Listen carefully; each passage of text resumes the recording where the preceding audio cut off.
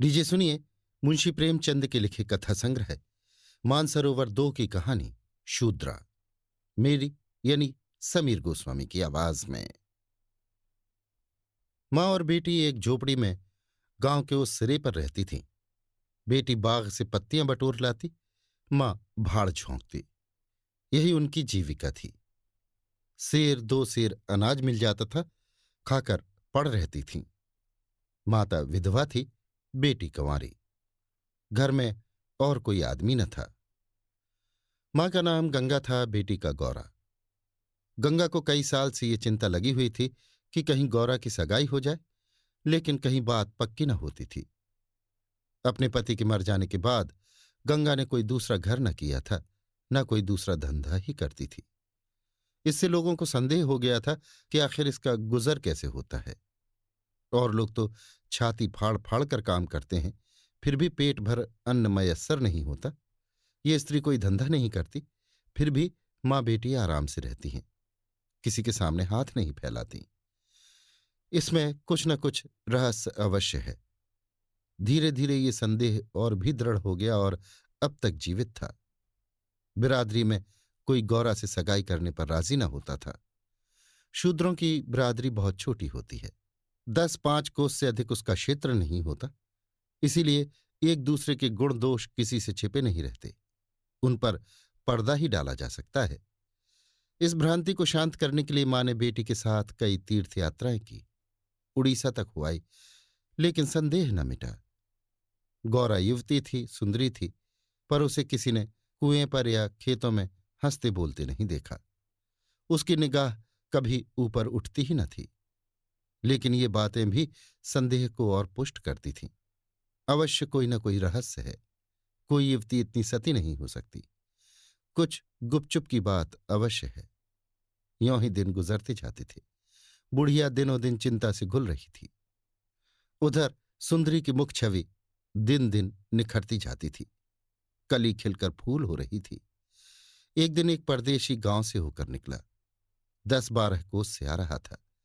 नौकरी की खोज में कलकत्ते जा रहा था। रात हो गई, किसी कहार का घर पूछता हुआ गंगा के घर आया। गंगा ने उसका खूब आदर सत्कार किया, उसके लिए गेहूं का आटा लाई, घर से बर्तन निकाल कर दिए। कहार ने पकाया, खाया, लेटा, बातें होने लगी। सगाई की चर्चा छिड़ गई। कहार जवान था, गौरा पर निगाह पड़ी, उसका रंग ढंग देखा, उसकी सलज्ज छवि आंखों में खुब गई। सगाई करने पर राजी हो गया। लौटकर घर चला गया। 2-4 गहने अपनी बहन के यहां से लाया। गांव के बजाज ने कपड़े उधार दे दिए। 2-4 भाई बंदों के साथ सगाई करने आ पहुंचा।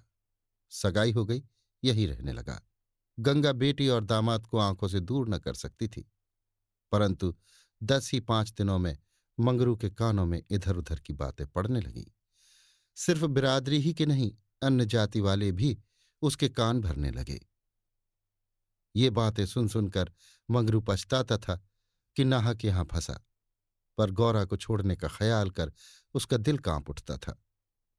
1 महीने के बाद मंगरू अपनी बहन के गहने लौटाने गया। खाने के समय उसका बहनोई उसके साथ भोजन करने न बैठा। मंगरू को कुछ संदेह हुआ। बहनोई से बोला, तुम क्यों नहीं आते? बहनोई ने कहा, तुम खा लो, मैं फिर खा लूंगा। मंगरू, बात क्या है, तुम खाने क्यों नहीं उठते? बहनोई, जब तक पंचायत ना होगी मैं तुम्हारे साथ कैसे खा सकता हूं? तुम्हारे लिए बिरादरी तो न छोड़ दूंगा। किसी से पूछा न गूछा जाकर एक हरजाई से सगाई कर ली। मंगरू चौकी पर से उठ गया, मिर्जई पहनी और ससुराल चला आया। बहन खड़ी रोती रह गई। उसी रात को वो किसी से कुछ कहे सुने बगैर गौरा को छोड़कर कहीं चला गया। गौरा नींद में मग्न थी। उसे क्या खबर थी कि वो रत्न जो मैंने इतनी तपस्या के बाद पाया है, मुझे सदा के लिए छोड़े चला जा रहा है। कई साल बीत गए, मंगरू का कुछ पता न चला, कोई पत्र तक न आया, पर गौरा बहुत प्रसन्न थी। वो मांग में सिंदूर डालती, रंग बिरंग के कपड़े पहनती और अधरों पर मिस्सी के धड़े जमाती। मंगरू भजनों की एक पुरानी किताब छोड़ गया था, उसे कभी कभी पढ़ती और गाती। मंगरू ने उसे हिंदी सिखा दी थी। टटोल टटोल कर भजन पढ़ लेती थी। पहले वो अकेली बैठी रहती थी। गांव की और स्त्रियों के साथ बोलते चालते उसे शर्म आती थी। उसके पास वो वस्तु न थी जिस पर दूसरी स्त्रियां गर्व करती थीं। सभी अपने अपने पति की चर्चा करती। गौरा के पति कहाँ था? वो किसकी बातें करती? अब उसके भी पति था। अब वो अन्य स्त्रियों के साथ इस विषय पर बातचीत करने की अधिकारिणी थी। वो भी मंगरू की चर्चा करती। मंगरू कितना स्नेहशील है, कितना सज्जन, कितना वीर। पति चर्चा से उसे कभी तृप्ति ही न होती थी। स्त्रियां पूछती, मंगरू तुम्हें छोड़कर क्यों चले गए? गौरा कहती, क्या करते? मर्द कभी ससुराल में रहता है? देश परदेश में निकलकर चार पैसे कमाना ही तो मर्दों का काम है। नहीं तो मान मर्जाद का निर्वाह कैसे हो? जब कोई पूछता चिट्ठी पत्री क्यों नहीं भेजते, तो हंसकर कहती, अपना पता ठिकाना बताते डरते हैं। जानते हैं ना कि गौरा आकर सिर पर सवार हो जाएगी। सच कहती हूं, उनका पता ठिकाना मालूम हो जाए तो यहां मुझसे एक दिन भी न रहा जाए। वो बहुत अच्छा करते हैं कि मेरे पास चिट्ठी पत्री नहीं भेजते। बेचारे परदेश में कहाँ पर गृहस्थी संभालते फिरेंगे। एक दिन किसी सहेली ने कहा, हम न मानेंगे। तेरा जरूर मंगरू से झगड़ा हो गया, नहीं तो बिना कुछ कहे सुने क्यों चले जाते? गौरा ने हंसकर कहा, बहन, अपने देवता से भी कोई झगड़ा करता है? वो मेरे मालिक हैं, भला मैं उनसे झगड़ा करूंगी? जिस दिन झगड़े की नौबत आएगी कहीं डूब मरूंगी। मुझसे कह के जाने पाते, मैं उनके पैरों से लिपट न जाती। एक दिन कलकत्ते से एक आदमी आकर गंगा के घर ठहरा। पास ही के किसी गांव में अपना घर बताया। कलकत्ते में वो मंगरू के पड़ोस ही में रहता था। मंगरू ने उससे गौरा को अपने साथ लाने को कहा था। 2 साड़ियां और राह खर्च के लिए रुपए भी भेजे थे। गौरा फूली न समाई, बूढ़े ब्राह्मण के साथ चलने को तैयार हो गई। चलते वक्त वो गांव की सब औरतों से गले मिली। गंगा उसे स्टेशन तक पहुंचाने गई। सब कहते थे बेचारी लड़की के भाग जागे, नहीं तो यहां कुड़ कुड़ कर मर जाती। रास्ते भर गौरा सोचती जाती थी, ना जाने वो कैसे हो गए होंगे। अब तो मूछें अच्छी तरह निकल आई होंगी। परदेश में आदमी सुख से रहता है, देह भर आई होगी, बाबू साहब हो गए होंगे। मैं पहले 2-3 दिन उनसे बोलूंगी ही नहीं, फिर पूछूंगी तुम मुझे छोड़कर क्यों चले गए। अगर किसी ने मेरे बारे में कुछ बुरा भला कहा ही था तो तुमने उसका विश्वास क्यों कर लिया? तुम अपनी आंखों से न देखकर दूसरों के कहने पर क्यों गए? मैं भली हूं या बुरी हूं तो तुम्हारी। तुमने मुझे इतने दिनों रुलाया क्यों? तुम्हारे बारे में अगर इसी तरह कोई मुझसे कहता तो क्या मैं तुमको छोड़ देती? जब तुमने मेरी बाह पकड़ ली तो तुम मेरे हो गए। फिर तुम में लाख ऐब हो मेरी बला से, चाहे तुम तुर्क ही क्यों ना हो जाओ, मैं तुम्हें छोड़ नहीं सकती। तुम क्यों मुझे छोड़कर भागे? क्या समझते थे भागना सहज है? आखिर झक मारकर बुलाया कि नहीं? कैसे न बुलाते? मैंने तो तुम्हारे ऊपर दया की कि चली आई। नहीं कह देती कि मैं ऐसे निर्दयी के पास नहीं जाती तो तुम आप दौड़े आते। तब करने से तो देवता भी मिल जाते हैं, आकर सामने खड़े हो जाते हैं। तुम कैसे ना आते? वो बार बार उद्विग्न हो होकर बूढ़े ब्राह्मण से पूछती, अब कितनी दूर है? धरती के छोर पर रहते हैं क्या? और भी कितनी ही बातें वो पूछना चाहती थी, लेकिन संकोचवश न पूछ सकती थी। मन ही मन अनुमान करके अपने को संतुष्ट कर लेती थी। उनका मकान बड़ा सा होगा, शहर में लोग पक्के घरों में रहते हैं। जब उनका साहब इतना मानता है तो नौकर भी होगा। मैं नौकर को भगा दूंगी। मैं दिन भर पड़े पड़े क्या किया करूंगी। बीच बीच में उसे घर की याद भी आ जाती थी। बेचारी अम्मा रोती होंगी। अब उन्हें घर का सारा काम आप ही करना पड़ेगा। ना जाने बकरियों को चराने ले जाती हैं या नहीं। बेचारी दिन भर मैं करती होंगी। मैं अपनी बकरियों के लिए महीने महीने रुपए भेजूंगी। जब कलकत्ते से लौटूंगी तब सबके लिए साड़ियां लाऊंगी। तब मैं इस तरह थोड़े ही लौटूंगी। मेरे साथ बहुत सा असबाब होगा। सबके लिए कोई ना कोई सौगात लाऊंगी। तब तो बहुत सी बकरियां हो जाएंगी। यही सुख स्वप्न देखते देखते गौरा ने सारा रास्ता काट दिया। पगली क्या जानती थी कि मेरे मन कुछ और है, कर्ता के मन कुछ और। क्या जानती थी कि बूढ़े ब्राह्मण के भेष में भी पिशाच होते हैं। मन की मिठाई खाने में मगन थी। तीसरे दिन गाड़ी कलकत्ते पहुंची। गौरा की छाती धक धक करने लगी। वो यहीं कहीं खड़े होंगे, अब आते ही होंगे। ये सोचकर उसने घूंघट निकाल लिया और संभल बैठी। मगर मंगरू वहां न दिखाई दिया। बूढ़ा ब्राह्मण बोला, मंगरू तो यहां नहीं दिखाई देता। मैं चारों ओर छान आया, शायद किसी काम में लग गया होगा, आने की छुट्टी ना मिली होगी। मालूम भी तो ना था कि हम लोग किस गाड़ी से आ रहे हैं। उनकी राह क्यों देखें, चलो डेरे पर चले। दोनों गाड़ी पर बैठकर चले। गौरा कभी तांगे पर सवार न हुई थी। उसे गर्व हो रहा था कि कितने ही बाबू लोग पैदल जा रहे हैं, मैं तांगे पर बैठी हूं। एक क्षण में गाड़ी मंगरू के डेरे पर पहुंच गई। एक विशाल भवन था, अहाता, साफ सुथरा, साइबान में फूलों के गमले रखे हुए थे। ऊपर चढ़ने लगी। विस्मय, आनंद और आशा से उसे अपनी सुधि ही न थी। सीढ़ियों पर चढ़ते चढ़ते पैर दुखने लगे। ये सारा महल उनका है, किराया बहुत देना पड़ता होगा। रुपए की तो वो कुछ समझते ही नहीं। उसका हृदय धड़क रहा था कि कहीं मंगरू ऊपर से उतरते आ ना रहे हों। सीढ़ी पर भेंट हो गई तो मैं क्या करूंगी? भगवान करे वो पड़े सोते हों, तब मैं जगाऊं और वो मुझे देखते ही हड़बड़ाकर उठ बैठे। आखिर सीढ़ियों का अंत हुआ। ऊपर एक कमरे में गौरा को ले जाकर ब्राह्मण देवता ने बैठा दिया। ये मंगरू का डेरा था। मगर मंगरू यहां भी नदारद। कोठरी में केवल एक खाट पड़ी हुई थी। एक किनारे दो चार बर्तन रखे हुए थे। यही उनकी कोठरी है तो मकान किसी दूसरे का है। उन्होंने ये कोठरी किराए पर ली होगी। देखती हूं चूल्हा ठंडा पड़ा हुआ है। मालूम होता है रात को बाजार में पूरियां खाकर सो रहे होंगे। यही उनके सोने की खाट है। एक किनारे घड़ा रखा हुआ था। गौरा का मारे प्यास के तालू सूख रहा था। घड़े से पानी उड़ेल कर पिया।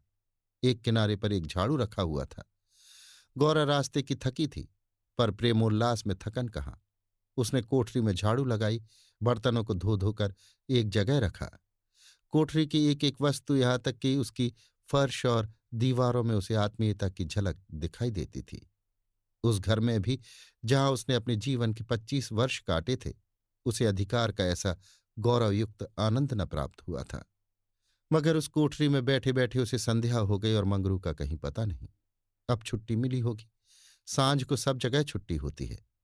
अब वो आ रहे होंगे। मगर बूढ़े बाबा ने उनसे कह तो दिया ही होगा। क्या वो अपने साहब से थोड़ी देर की छुट्टी न ले सकते थे? कोई बात होगी तभी तो नहीं आए। अंधेरा हो गया। कोठरी में दीपक न था। गौरा द्वार पर खड़ी पति की बाट देख रही थी। जीने पर बहुत से आदमियों के चढ़ने उतरने की आहट मिलती थी। बार बार गौरा को मालूम होता था कि वो आ रहे हैं, पर इधर कोई ना आता था। 9 बजे बूढ़े बाबा आए। गौरा ने समझा मंगरू है। झपटकर कोठरी के बाहर निकल आई। देखा तो ब्राह्मण। बोली, वो कहाँ रह गए? बूढ़ा, उनकी तो यहां से बदली हो गई। दफ्तर में गया तो मालूम हुआ कि वो कल अपने साहब के साथ यहां से कोई 8 दिन की राह पर चले गए। उन्होंने साहब से बहुत हाथ पैर जोड़े कि मुझे 10 दिन की मोहलत दे दीजिए, लेकिन साहब ने एक न मानी। मंगरू यहां लोगों से कह गए हैं कि घर के लोग आए तो मेरे पास भेज देना। अपना पता दे गए हैं। कल मैं तुम्हें यहां से जहाज पर बैठा दूंगा। उस जहाज पर हमारे देश के और भी बहुत से आदमी होंगे, इसलिए मार्ग में कोई कष्ट न होगा। गौरा ने पूछा, कै दिन में जहाज पहुंचेगा? बूढ़ा, 8-10 दिन से कम न लगेंगे। मगर घबराने की कोई बात नहीं। तुम्हें किसी बात की तकलीफ न होगी। अब तक गौरा को अपने गांव लौटने की आशा थी। कभी न कभी वो अपने पति को वहां अवश्य खींच ले जाएगी। लेकिन जहाज पर बैठकर उसे ऐसा मालूम हुआ कि अब फिर माता को न देखूंगी, फिर गांव के दर्शन न होंगे। देश से सदा के लिए नाता टूट रहा है। वो देर तक घाट पर खड़ी रोती रही। जहाज और समुद्र देखकर उसे भय हो रहा था। हृदय दहला जाता था। शाम को जहाज खुला। उस समय गौरा का हृदय एक अलक्ष्य भय से चंचल हो उठा। थोड़ी देर के लिए नैराश्य ने उस पर अपना आतंक जमा लिया। न जाने किस देश में जा रही हूं, उनसे वहां भेंट होगी या नहीं, उन्हें कहाँ खोजती फिरूंगी, कोई पता ठिकाना भी तो नहीं मालूम। बार बार पछताती थी कि एक दिन पहले क्यों न चली आई। कलकत्ते में भेंट हो जाती तो मैं उन्हें वहां कभी न जाने देती। जहाज पर और भी कितने ही मुसाफिर थे। कुछ स्त्रियां भी थीं। उनमें बराबर गाली गलौच होती रहती थी। इसलिए गौरा को उनसे बातें करने की इच्छा न होती थी। केवल एक स्त्री उदास दिखाई देती थी। रंग ढंग से वो किसी भले घर की स्त्री मालूम होती थी। गौरा ने उससे पूछा, तुम कहाँ जाती हो बहन? उस स्त्री की बड़ी बड़ी आंखें सजल हो गईं। बोली, कहाँ बताऊं बहन, कहाँ जा रही हूं? जहां भाग्य लिए जाता है वहीं जा रही हूं। तुम कहाँ जाती हो? गौरा, मैं तो अपने मालिक के पास जा रही हूं। जहां ये जहाज रुकेगा वहीं वो नौकर हैं। मैं कल आ जाती तो उनसे कलकत्ते में भेंट हो जाती। आने में देर हो गई। क्या जानती थी कि वो इतनी दूर चले जाएंगे? नहीं, क्यों देर करती? स्त्री, अरे बहन, कहीं तो मैं भी तो कोई बहका कर नहीं लाया है। तुम घर से किसके साथ आई हो? गौरा, मेरे मालिक ने तो कलकत्ता से आदमी भेजकर मुझे बुलाया था। स्त्री, वो आदमी तुम्हारा जान पहचान का था? गौरा, नहीं, उसी तरफ का एक बूढ़ा ब्राह्मण था। स्त्री, वही लंबा सा दुबला पतला लकलक बूढ़ा जिसकी एक आंख में फूली पड़ी हुई है? गौरा, हाँ हाँ वही। क्या तुम उसे जानती हो? स्त्री, उसी दुष्ट ने तो मेरा भी सर्वनाश किया। ईश्वर करे उसकी सातों पुश्तें नरक भोगें, उसका निर्वंश हो जाए, कोई पानी देने वाला भी न रहे, कोढ़ी होकर मरे। मैं अपना वृतांत सुनाऊं तो तुम समझोगी कि झूठ है, किसी को विश्वास न आएगा। क्या कहूं, बस यही समझ लो कि इसके कारण मैं न घर की रह गई न घाट की, किसी को मुंह नहीं दिखा सकती। मगर जान तो बड़ी प्यारी होती है। मिर्च के देश जा रही हूं कि वहीं मेहनत मजदूरी करके जीवन के दिन काट दूं। गौरा के प्राण नहों में समा गए। मालूम हुआ जहाज अथाह जल में डूबा जा रहा है। समझ गई कि बूढ़े ब्राह्मण ने दगा की। अपने गांव में सुना करती थी कि गरीब लोग मिर्च में भर्ती होने के लिए जाया करते हैं, मगर जो वहां जाता है फिर नहीं लौटता। हे भगवान, तुमने मुझे किस पाप का ये दंड दिया? बोली, ये सब क्यों लोगों को इस तरह छलकर मिर्च भेजते हैं? स्त्री, रुपए के लोभ से और किस लिए? सुनती हूं आदमी पीछे इन सभी को कुछ रुपए मिलते हैं। गौरा, तो बहन वहां हमें क्या करना पड़ेगा? स्त्री, मजूरी। गौरा सोचने लगी, अब क्या करूं? वो आशा नौका जिस पर बैठी हुई वो चली जा रही थी टूट गई थी, और अब समुद्र की लहरों के सिवा उसकी रक्षा करने वाला कोई न था। जिस आधार पर उसने अपना जीवन भवन बनाया था वो जलमग्न हो गया। अब उसके लिए जल के सिवा और कहाँ आश्रय है? उसको अपनी माता की, अपने घर की, अपने गांव की सहेलियों की याद आई, और ऐसी घोर मर्म वेदना होने लगी मानो कोई सर्प अंतस्थल में बैठा हुआ बार बार डस रहा हो। भगवान, अगर मुझे यही यातना देनी थी तो तुमने मुझे जन्म ही क्यों दिया था? तुम्हें दुखिया पर दया नहीं आती? जो पिसे हुए हैं उन्हीं को पीसते हो। करुण स्वर से बोली, तो अब क्या करना होगा बहन? स्त्री, ये तो वहां पहुंचकर मालूम होगा। अगर मजूरी ही करनी पड़े तो कोई बात नहीं, लेकिन अगर किसी ने कुदृष्टि से देखा तो मैंने निश्चय कर लिया है कि या तो उसी के प्राण ले लूंगी या अपने ही प्राण दे दूंगी। ये कहते कहते उसे अपना वृतांत सुनाने की वो उत्कट इच्छा हुई जो दुखियों को हुआ करती है। बोली, मैं बड़े घर की बेटी और उससे भी बड़े घर की बहू हूं, पर अभागिनी। विवाह के तीसरे ही साल पतिदेव का देहांत हो गया। चित्त की कुछ ऐसी दशा हो गई कि नित्य मालूम होता वो मुझे बुला रहे हैं। पहले तो आंख झपकते ही उनकी मूर्ति सामने आ जाती थी, लेकिन फिर तो ये दशा हो गई कि जागृत दशा में भी रह रहकर उनके दर्शन होने लगे। बस यही जान पड़ता था कि वो साक्षात खड़े बुला रहे हैं। किसी से शर्म के मारे कहती न थी, पर मन में ये शंका होती थी कि जब उनका देहावसान हो गया है तो वो मुझे दिखाई कैसे देते। मैं इसे भ्रांति समझकर चित्त को शांत न कर सकती थी। मन कहता था, जो वस्तु प्रत्यक्ष दिखाई देती है वो मिल क्यों नहीं सकती?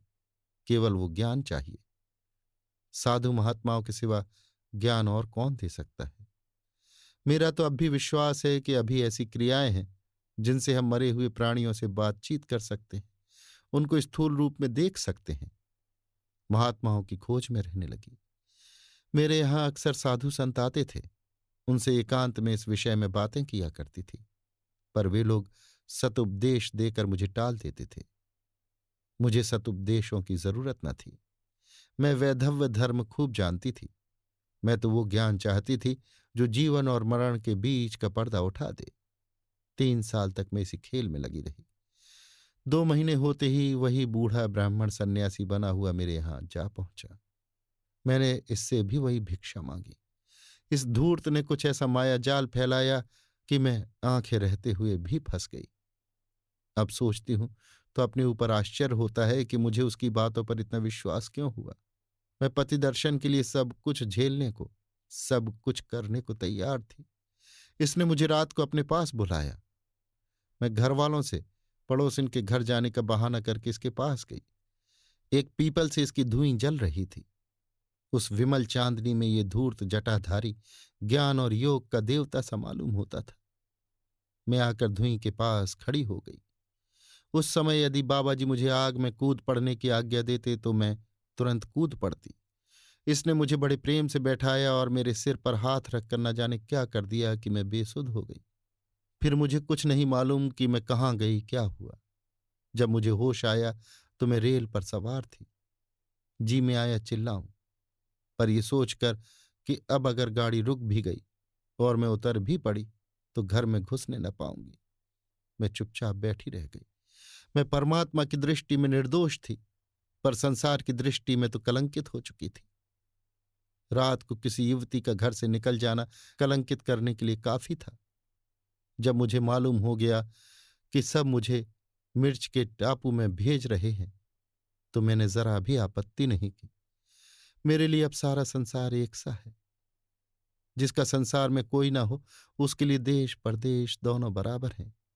हाँ, ये पक्का निश्चय कर चुकी हूं कि मरते दम तक अपने सत की रक्षा करूंगी। विधि के हाथ में मृत्यु से बढ़कर कोई यातना नहीं।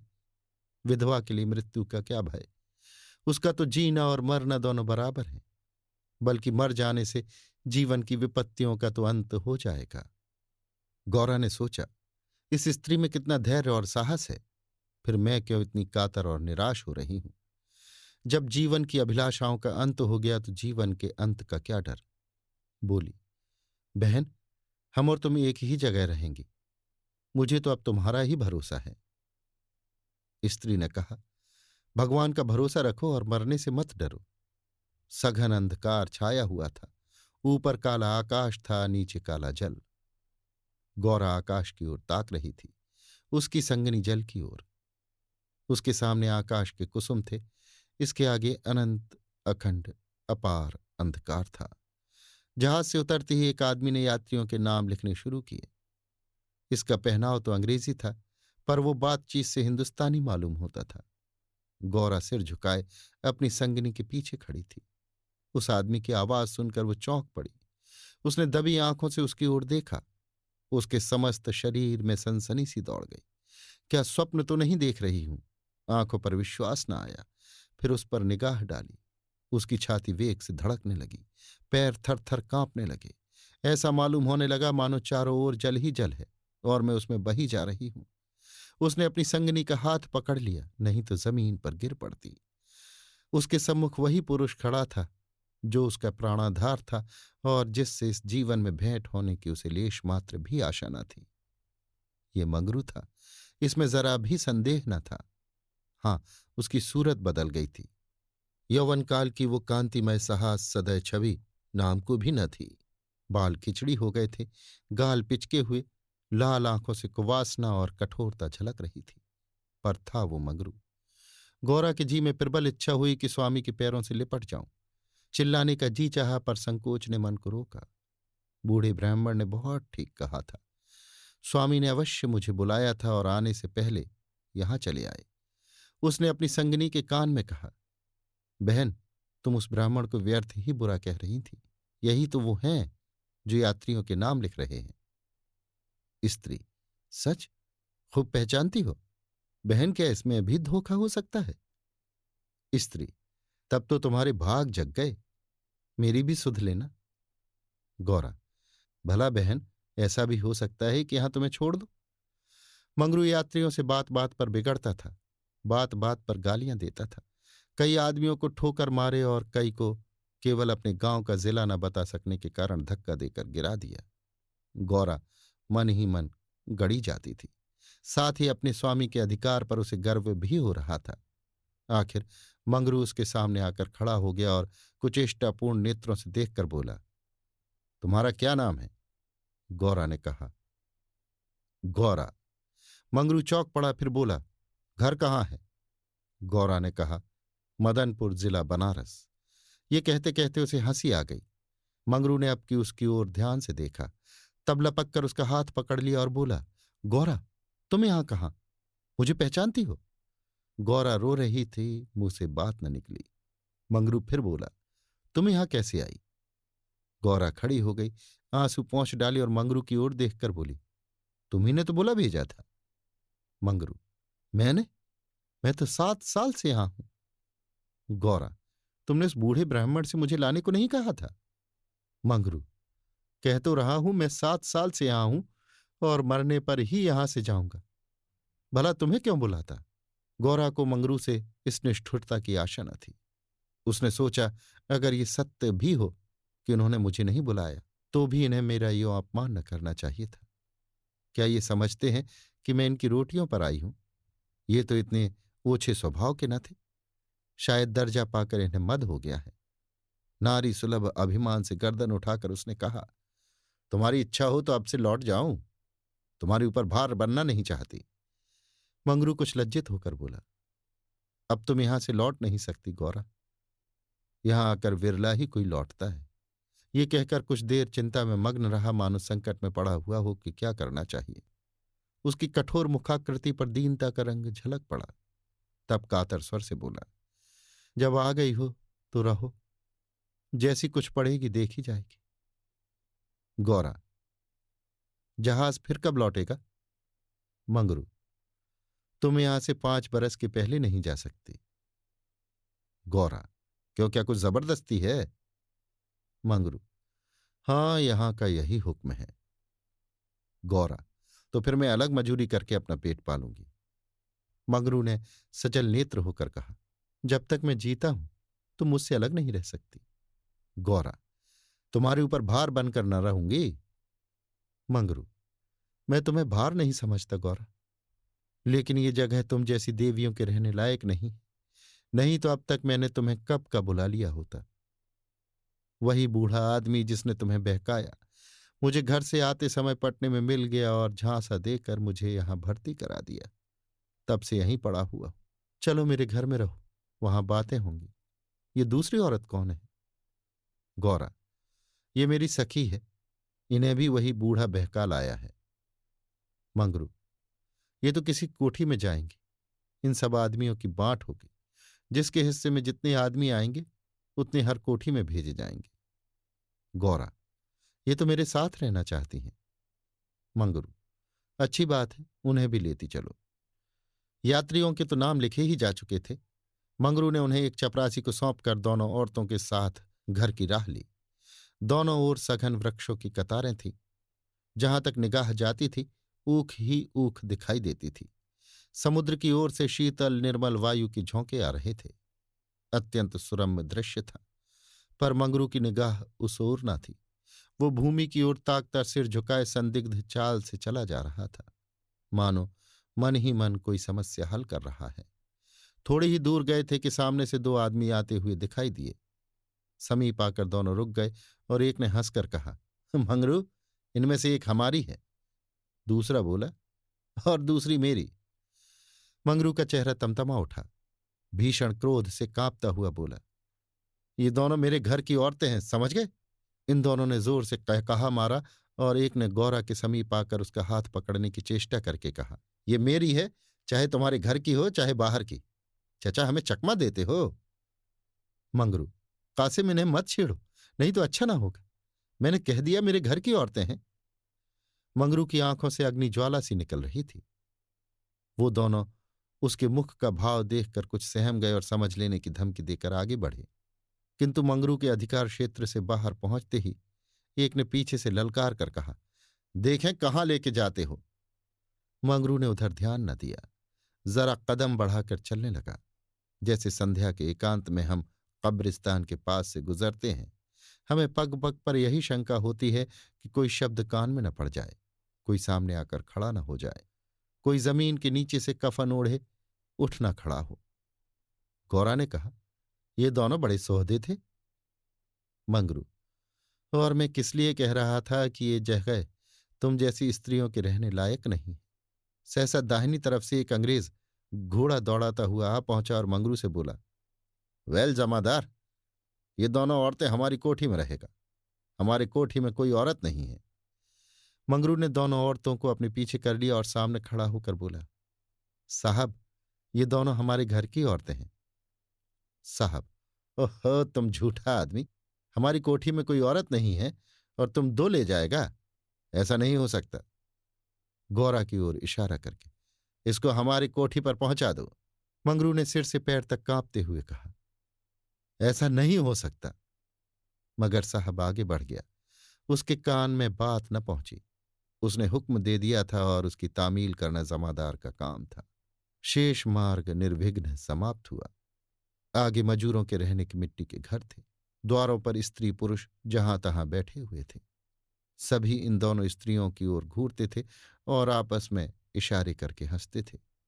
गौरा ने देखा, उनमें छोटे बड़े का लिहाज नहीं है, न किसी की आंख में शर्म है।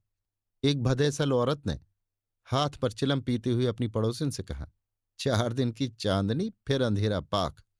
दूसरी अपनी चोटी गूंथती हुई बोली, कलोर है ना। मंगरू दिन भर द्वार पर बैठा रहा, मानो कोई किसान अपने मटर के खेत की रखवाली कर रहा हो। कोठरी में दोनों स्त्रियां बैठी अपने नसीबों को रो रही थीं। इतनी ही देर में दोनों के यहाँ की दशा का परिचय हो गया था। दोनों भूखी प्यासी बैठी थी। यहाँ का रंग देखकर भूख प्यास सब भाग गई थी। रात के 10 बजे होंगे कि एक सिपाही ने आकर मंगरू से कहा, चलो, तुम्हें जंट साहब बुला रहे हैं। मंगरू ने बैठे बैठे कहा, देखो नब्बी, तुम भी हमारे देश के आदमी हो। कोई मौका पड़े तो हमारी मदद करोगे ना? जाकर साहब से कह दो मंगरू कहीं गया है, बहुत होगा जुर्माना कर देंगे।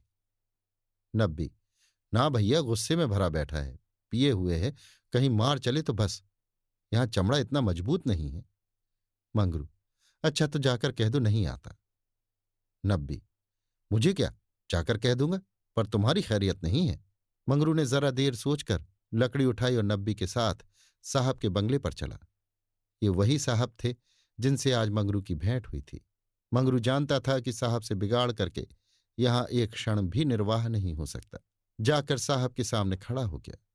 साहब ने दूर ही से डांटा, वो औरत कहाँ है? तुम उसे अपने घर में क्यों रखा है? मंगरू: हुजूर, वो मेरी ब्याहता औरत है। साहब: अच्छा, वो दूसरा कौन है? मंगरू: वो मेरी सगी बहन है हुजूर। साहब: हम कुछ नहीं जानता, तुमको लाना पड़ेगा, दो में से कोई। मंगरू पैरों पर गिर पड़ा और रो रो कर अपनी सारी राम कहानी सुना गया, पर साहब जरा भी न पसीजे। अंत में वो बोला, हुजूर, वो दूसरी औरतों की तरह नहीं है। अगर यहां आ भी गई तो प्राण दे देंगी। साहब ने हंसकर कहा, ओह, जान देना इतना आसान नहीं है। नब्बी: मंगरू, अपनी दांव रोते क्यों हो? तुम हमारे घर में नहीं घुसे थे? अब भी जब घात पाते हो जा पहुंचते हो, अब रोते क्यों हो? एजेंट: ओ, ये बदमाश है, अभी जाकर लाओ, नहीं तो हम तुमको हंटरों से पीटेगा। मंगरू: हुजूर जितना चाहे पीट ले, मगर मुझसे वो काम करने को ना कहें जो मैं जीते जी नहीं कर सकता। एजेंट: हम 100 हंटर मारेगा। मंगरू: हुजूर 1000 हंटर मार ले, लेकिन मेरे घर की औरत से न बोले। एजेंट नशे में चूर था। हंटर लेकर मंगरू पर पिल पड़ा और लगा सड़ा सड़ जमाने। 10-12 कोड़े तो मंगरू ने धैर्य के साथ सहे, फिर हाय हाय करने लगा। देह की खाल फट गई थी और मांस पर जब चाबुक पड़ता था तो बहुत जब्त करने पर भी कंठ से आर्द्र ध्वनि निकल पड़ती थी, और अभी 100 में कुल 15 चाबुक पड़े थे। रात के 10 बज गए थे। चारों ओर सन्नाटा छाया था और उस नीरव अंधकार में मंगरू का करुण विलाप किसी पक्षी की भांति आकाश में मंडला रहा था। वृक्षों के समूह भी हत बुद्धि से खड़े मौन रुदन की मूर्ति बने हुए थे। ये पाषाण हृदय लंपट विवेक शून्य जमादार इस समय एक अपरिचित स्त्री के सतीत्व की रक्षा करने के लिए अपने प्राण तक देने पर तैयार था, केवल इस नाते कि वो उसकी पत्नी की संगनी थी। वो समस्त संसार की नजरों में गिरना गवारा कर सकता था, पर अपनी पत्नी की भक्ति पर अखंड राज्य करना चाहता था। इसमें अणुमात्र की कमी भी उसके लिए असह्य थी। उस अलौकिक भक्ति के सामने उसके जीवन का क्या मूल्य था। ब्राह्मणी तो जमीन पर ही सो गई थी, पर गौरा बैठी पति की बाट जोह रही थी। अभी तक वो उससे कोई बात न कह सकी थी। 7 वर्षों की विपत्ति कथा कहने और सुनने के लिए बहुत समय की जरूरत थी, और रात के सिवा वो समय कब मिल सकता था। उसे ब्राह्मणी पर कुछ क्रोध सा आ रहा था कि ये क्यों मेरे गले का हार हुई, इसी के कारण तो वो घर में नहीं आ रहे हैं। एकाएक वो किसी का रोना सुनकर चौंक पड़ी। भगवान, इतनी रात गए कौन दुख का मारा रो रहा है? अवश्य कोई कहीं मर गया है। वो उठकर द्वार पर आई और ये अनुमान करके कि मंगरू यहां बैठा हुआ है, बोली, वो कौन रो रहा है, जरा देखो तो। लेकिन जब कोई जवाब न मिला तो वो स्वयं कान लगाकर सुनने लगी। सहसा उसका कलेजा धक से हो गया। ये तो उन्हीं की आवाज है। अब आवाज साफ सुनाई दे रही थी, मंगरू की आवाज थी। वो द्वार के बाहर निकल आई। उसके सामने एक गोली के टप्पे पर एजेंट का बंगला था। उसी तरफ से आवाज आ रही थी। कोई उन्हें मार रहा था। आदमी मार पड़ने पर ही इस तरह रोता है। मालूम होता है वही साहब उन्हें मार रहा है। वो वहां खड़ी न रह सकी, पूरी शक्ति से उस बंगले की ओर दौड़ी। रास्ता साफ था। एक क्षण में वो फाटक पर पहुंच गई। फाटक बंद था। उसने जोर से फाटक पर धक्का दिया, लेकिन वो फाटक न खुला, और कई बार जोर जोर से पुकारने पर भी कोई बाहर न निकला तो वो फाटक के जंगलों पर पैर रख के भीतर कूद पड़ी, और उस पार जाते ही उसने एक रोमांचकारी दृश्य देखा। मंगरू नंगे बदन बरामदे में खड़ा था और एक अंग्रेज उसे हंटरों से मार रहा था। गौरा की आंखों के सामने अंधेरा छा गया। वो एक छलांग में साहब के सामने जाकर खड़ी हो गई और मंगरू को अपने अक्षय प्रेम सबल हाथों से ढककर बोली, सरकार दया करो, इनके बदले मुझे जितना चाहूं मार लो, पर इनको छोड़ दो। एजेंट ने हाथ रोक लिया और उन्मत्त की भांति गौरा की ओर कई कदम आकर बोला, हम इसको छोड़ दें तो तुम यहां मेरे पास रहेगा? मंगरू के नथने फड़कने लगे। ये पामर नीच अंग्रेज मेरी पत्नी से इस तरह की बातें कह रहा है। अब तक वो जिस अमूल्य रत्न की रक्षा के लिए इतनी यातनाएं सह रहा था, वही वस्तु साहब के हाथ में चली जा रही है। यह असह्य था। उसने चाहा कि लपक कर साहब की गर्दन पर चढ़ बैठूं। जो कुछ होना है हो जाए, ये अपमान सहने के बाद जीकर ही क्या करूंगा। लेकिन नब्बी ने उसे तुरंत पकड़ लिया और कई आदमियों को बुलाकर उसके हाथ पांव बांध दिए। मंगरू भूमि पर छटपटाने लगा। गौरा रोती हुई साहब के पैरों पर गिर पड़ी और बोली, हुजूर इन्हें छोड़ दे, मुझ पर दया करें। एजेंट, तुम हमारे पास रहेगा? गौरा ने खून का घूंट पीकर कहा, हाँ, रहूंगी। बाहर मंगरू बरामदे में पड़ा कराह रहा था। उसकी देह में सूजन थी और घावों में जलन। सारे अंग जकड़ गए थे। हिलने की भी शक्ति न थी। हवा घाव में शर के समान चुभती थी, लेकिन ये सारी व्यथा वो सह सकता था। असह्य ये था कि साहब गौरा के साथ इसी घर में विहार कर रहा है और मैं कुछ नहीं कर सकता। उसे अपनी पीड़ा भूल सी गई थी। कान लगाए सुन रहा था कि उनकी बातों की भनक कान में पड़ जाए। देखूं कि क्या बातें हो रही हैं। गौरा अवश्य चिल्लाकर भागेगी और साहब उसके पीछे दौड़ेगा। अगर मुझसे उठा जाता तो उस वक्त बचा को खोद कर गाड़ ही देता। लेकिन बड़ी देर हो गई। ना तो गौरा चिल्लाई, न बंगले से निकलकर भागी। वो उस सजे सजाए कमरे में साहब के साथ बैठी सोच रही थी, क्या इसमें तनिक भी दया नहीं है? मंगरू का पीड़ा क्रंदन सुन सुनकर उसके हृदय के टुकड़े हुए जाते थे। क्या इसके अपने भाई बंद माँ बहन नहीं है? माता यहां होती तो उसे इतना अत्याचार न करने देती। मेरी अम्मा लड़कों पर कितना बिगड़ती थीं जब वो किसी को पेड़ पर ढेले चलाते देखती थी। पेड़ में भी प्राण होते हैं। क्या इसकी माता इसे एक आदमी के प्राण लेते देखकर भी इसे मना न करती? साहब शराब पी रहा था और गौरा गोश्त काटने का छुरा हाथ में लिए खेल रही थी। सहसा गौरा की निगाह एक चित्र की ओर गई। उसमें एक माता बैठी हुई थी। गौरा ने पूछा, साहब ये किसकी तस्वीर है? साहब ने शराब का गिलास मेज पर रखकर कहा, और वो हमारे खुदा की मां मरियम है। गौरा, बड़ी अच्छी तस्वीर है। क्यों साहब, तुम्हारी मां जीती है ना? साहब, वो मर गया। हम जब यहां आया तो वो बीमार हो गया। हम उसको देख भी नहीं सका। साहब के मुखमंडल पर करुणा की झलक दिखाई दी। गौरा बोली, तब तो उन्हें बड़ा दुख हुआ होगा। तुम्हें अपनी माता का भी प्यार नहीं था। वो रो रो कर मर गई और तुम देखने भी ना गए। तभी तुम्हारा दिल इतना कड़ा है। साहब, नहीं नहीं, हम अपनी ममा को बहुत चाहता था। वैसी औरत दुनिया में ना होगा। हमारा बाप हमको बहुत छोटा सा छोड़कर मर गया था। उसने कोयले की खान में मजूरी करके हमको पाला। गौरा, तब तो वो देवी थी। इतनी गरीबी का दुख सहकर भी तुम्हें दूसरों पर तरस नहीं आता? क्या वो दया की देवी तुम्हारी बेदर्दी देखकर दुखी ना होती होंगी? उनकी कोई तस्वीर तुम्हारे पास है? साहब, ओह, हमारे पास उनकी कई फोटो हैं। देखो, उन्हीं की तस्वीर है, वो दीवाल पर। गौरा ने समीप जाकर तस्वीर देखी और आकर करुण स्वर में बोली, सचमुच देवी थी। जान पड़ता है दया की देवी हैं। वो तुम्हें कभी मारती थी कि नहीं? मैं तो जानती हूं वो कभी किसी पर न बिगड़ती रही होंगी। बिल्कुल दया की मूर्ति है। साहब, ओ मामा हमको कभी नहीं मारता था। वो बहुत गरीब था, पर अपनी कमाई में कुछ न कुछ जरूर खैरात करता था। किसी बेबाप के बालक को देखकर उसकी आंखों में आंसू भर आता था। वो बहुत दयावान था। गौरा ने तिरस्कार के स्वर में कहा, और उसी देवी के पुत्र होकर तुम इतने निर्दयी हो? क्या वो होती तो तुम्हें किसी को इस तरह हत्यारों की भांति मारने देती? वो सरग में रो रही होंगी। सरग नरक तो तुम्हारे यहां भी होगा। ऐसी देवी के पुत्र तुम कैसे हो गए?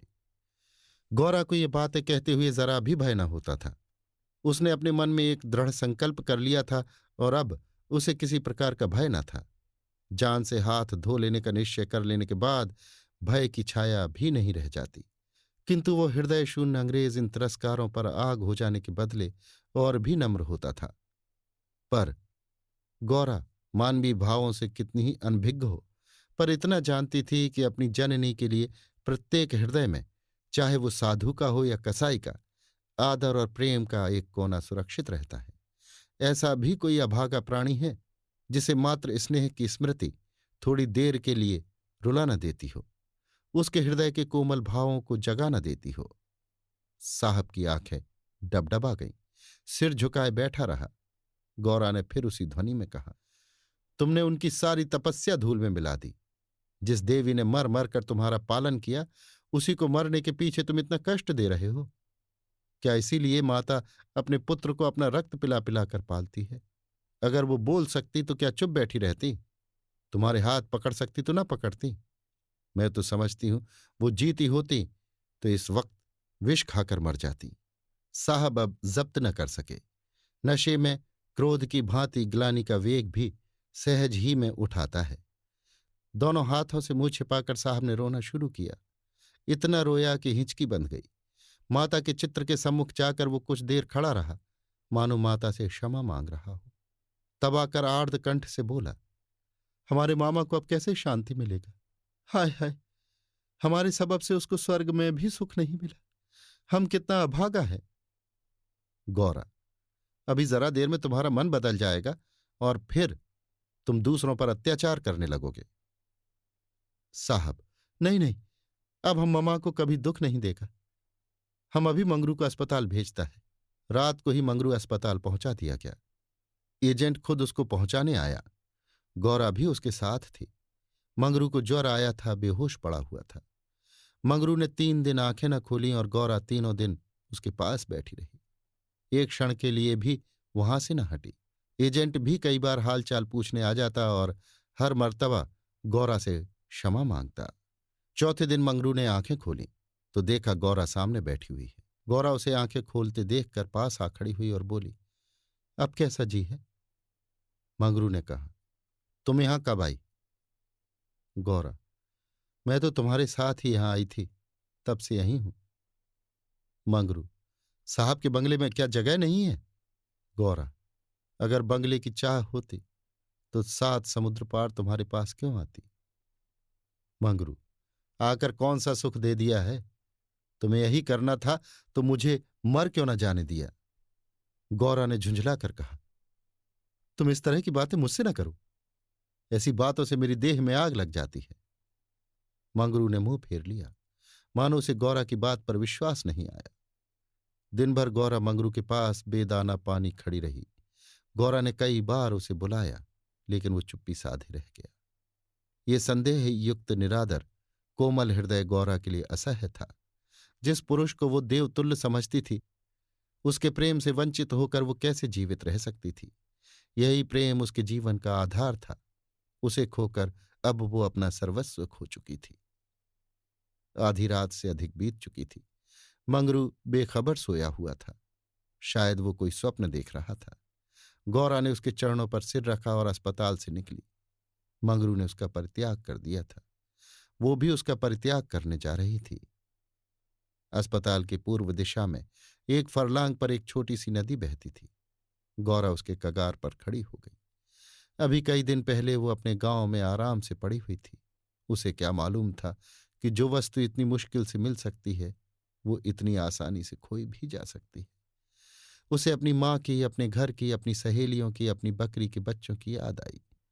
वो सब कुछ छोड़कर इसीलिए यहां आई थी। पति के ये शब्द, क्या साहब के बंगले में जगह नहीं है, उसके मर्म स्थान में बाणों के समान चुभे हुए थे। ये सब मेरे ही कारण तो हुआ। मैं न रहूंगी तो वो फिर आराम से रहेंगे। सहसा उसे ब्राह्मणी की याद आ गई। उस दुखिया के दिन यहां कैसे कटेंगे? चलकर साहब से कह दूं कि उसे या तो उसके घर भेज दें या किसी पाठशाला में काम दिला दे। वो लौटना ही चाहती थी कि किसी ने पुकारा, गौरा। वो मंगरू का करुण कंपित स्वर था। वो चुपचाप खड़ी हो गई। मंगरू ने फिर पुकारा, गौरा, गौरा, तुम कहां? मैं ईश्वर से कहता हूं कि। गौरा ने और कुछ न सुना। वो धम से नदी में कूद पड़ी। बिना अपने जीवन का अंत किए वो स्वामी की विपत्ति का अंत न कर सकती थी।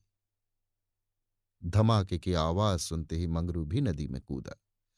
वो अच्छा तैराक था, मगर कई बार गोते मारने पर भी गौरा का कहीं पता न चला। प्रातःकाल दोनों लाशें साथ साथ नदी में तैर रही थीं। जीवन यात्रा में उन्हें वो चिरसंग कभी न मिला था। स्वर्ग यात्रा में दोनों साथ साथ जा रहे थे। अभी आप सुन रहे थे मुंशी प्रेमचंद के लिखे कथा संग्रह मानसरोवर 2 की कहानी शूद्रा, मेरी यानी समीर गोस्वामी की आवाज में।